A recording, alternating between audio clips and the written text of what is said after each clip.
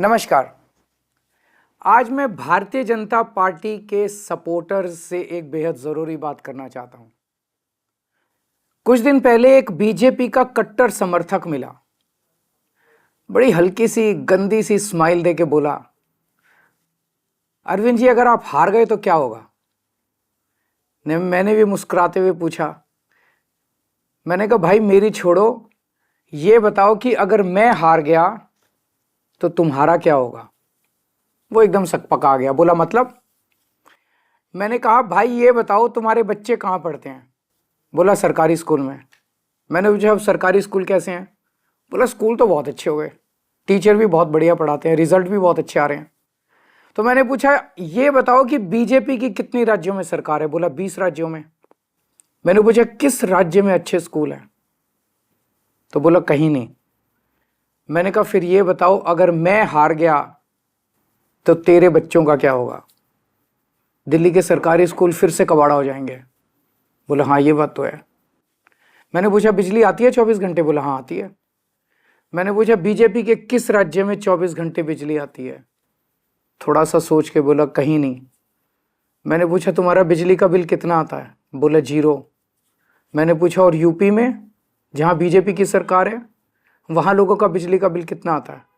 बोला जी वहाँ तो हज़ारों रुपये महीना आता है। मैंने कहा तो भैया ये बताओ अगर मैं हार गया तो तेरा क्या होगा।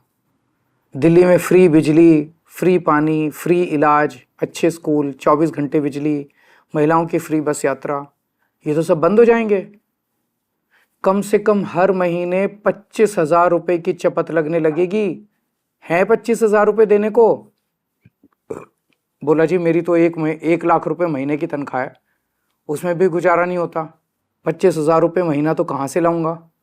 मैंने कहा तो फिर बीजेपी भूल जाओ, राजनीति भूल जाओ, पॉलिटिक्स भूल जाओ, अपनी सोचो, अपने परिवार की सोचो।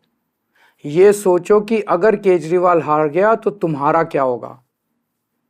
वो संतुष्ट हो गया। बोला सर मैं इस चुनाव में तो आपको वोट दे दूंगा पर मैं बीजेपी नहीं छोड़ूंगा।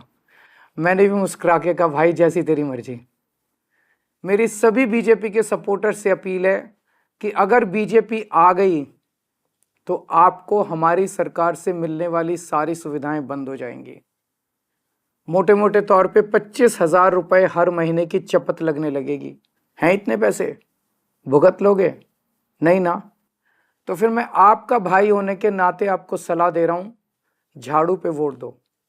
आप चाहे अपनी पार्टी मत छोड़ो लेकिन इस चुनाव में झाड़ू पे वोट दे दो।